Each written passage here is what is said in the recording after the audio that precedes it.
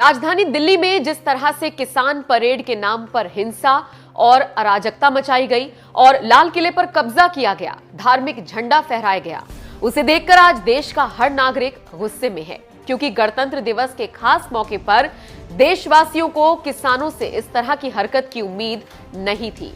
इस हिंसक प्रदर्शन के दौरान कई ऐसे मौके आए जब तमाम किसान प्रदर्शनकारी पुलिस कर्मियों पर ही हमला करते हुए नजर आए और पुलिस उन्हें किसान सोचकर धैर्य दिखा रही थी। मंगलवार को दिन भर चले इस हिंसक ट्रैक्टर रैली को देखकर लोगों को यूपी के मुखिया योगी आदित्यनाथ की याद आ गई और दिन भर सोशल मीडिया पर योगी आदित्यनाथ ट्रेंड करते रहे। लोग तो यहां तक कहने लगे कि अगर योगी होते तो इस तरह का उपद्रव होता ही नहीं। एक ट्विटर यूजर ने तो हाथ में हथौड़ा लिए थॉर की तस्वीर शेयर कर बताया कि योगी सरकार में पुलिस कैसी होती है, जबकि अजय देवगन के हाथ में हथौड़ा लिए तस्वीर शेयर कर लिखा गया, अमित शाह के अंडर में पुलिस की क्या हालत होती है। नकुलवीर सिंह नाम के ट्विटर यूजर ने दिल्ली हिंसा पर लिखा, इस तरह की समस्या का सिर्फ एक ही समाधान है, योगी जी, क्या आप सहमत हैं?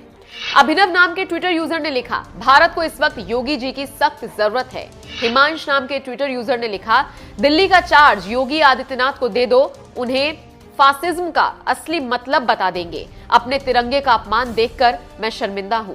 हम चाहते हैं अब योगी आदित्यनाथ जिम्मेदारी संभालें। विकास ठाकुर नाम के यूजर ने लिखा, सबसे ज्यादा किसान होने के बावजूद यूपी में कोई दंगा नहीं हुआ, वाह योगी जी, हमें आप पर गर्व है। रणधीर कुमार राणा नाम के शख्स ने दिल्ली हिंसा पर लिखा, इस तरह की हिंसा देखने के बाद 100% श्योर हूं कि हमें सेंटर में योगी आदित्यनाथ की जरूरत है। शिव कीर्ति नाम के यूजर ने लिखा, गृह मंत्री और दिल्ली पुलिस को योगी आदित्यनाथ से क्रैश कोर्स करना चाहिए। एक और ट्विटर यूजर ने लिखा, दिल्ली पुलिस लठ बजाओ, समय आ गया है जब योगी आदित्यनाथ जी को देश का नया गृह मंत्री बनाया जाए। शिवायोगी नाम के ट्विटर यूजर ने लिखा, गृह मंत्री दिल्ली में हिंसा रोकने के लिए सीएम योगी का तरीका क्यों नहीं अपनाते हैं? हिंसा में नुकसान की भरपाई प्रदर्शनकारियों और उनके नेताओं से की जानी चाहिए। दिल्ली में किसानों का हिंसक विरोध प्रदर्शन देखकर लोगों को योगी आदित्यनाथ की याद यूं ही नहीं आ रही है। दरअसल उन्होंने देखा है कि सख्त मिजाज वाले योगी आदित्यनाथ ने किस तरह से सीएए और एनआरसी विरोधी दंगे और विरोध प्रदर्शन पर काबू पाया था। उन्होंने तो हिंसा के जिम्मेदार लोगों के पोस्टर तक चौराहे पर लगवा दिए थे और उन्हीं से राष्ट्रीय संपत्ति को हुए नुकसान की भरपाई भी करवाई थी। लोग सिटीजन अमेंडमेंट एक्ट के नाम पर दुष्प्रचार बंद करें। लोगों को वास्तविक जानकारी होनी चाहिए, लेकिन राजनीति की रोटी सेकने वाली कांग्रेस, सपा और वामपंथी संगठनों ने जिस प्रकार से आज महाबंदी के नाम पर पूरे देश को आगजनी की चपेट में झोंकने का प्रयास किया है, यह अस्वीकार्य है और उत्तर प्रदेश में इस प्रकार के तत्वों के साथ हम सख्ती से निपटेंगे।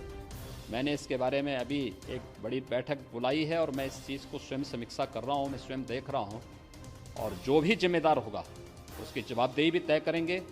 इस हिंसा में लिप्त प्रत्येक तत्व की प्रॉपर्टी को जब्त करेंगे और उस जब्त से सार्वजनिक संपत्ति को हुए नुकसान या कहीं पर पब्लिक प्रॉपर्टी को जो डैमेज किया गया है, इसकी भरपाई भी हम उन सभी उपद्रवियों से करेंगे, क्योंकि वे सब चिन्हित चेहरे हैं, वे सब वीडियोग्राफी में आ चुके हैं, सीसीटीवी के फुटेज में आ चुके हैं।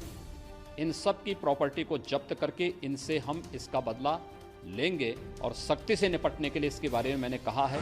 योगी सरकार का यही मॉडल बाद में कर्नाटक की बीजेपी सरकार के अलावा मध्य प्रदेश में शिवराज सरकार ने भी अपनाया।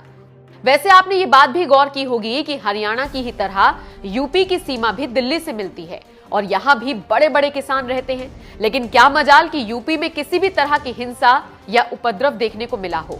यूपी में अगर किसी तरह की ट्रैक्टर रैली नहीं निकली और हिंसक विरोध प्रदर्शन नहीं देखने को मिला तो इसके लिए योगी सरकार का बेहतरीन मैनेजमेंट ही था।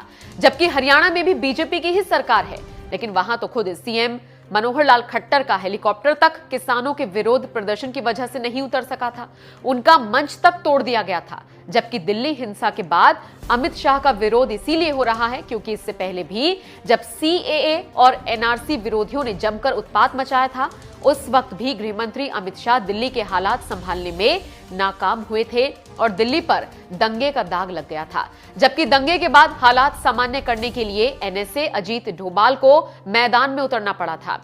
बहरहाल, जिस तरह से पीएम मोदी और गृह मंत्री अमित शाह की नाक के नीचे दिल्ली में एक बार नहीं बल्कि दो बार हिंसा हुई, उसे देखकर क्या आपको भी लगता है कि योगी आदित्यनाथ की अब केंद्र में सख्त जरूरत है? अपनी राय हमें कमेंट कर जरूर बताएं।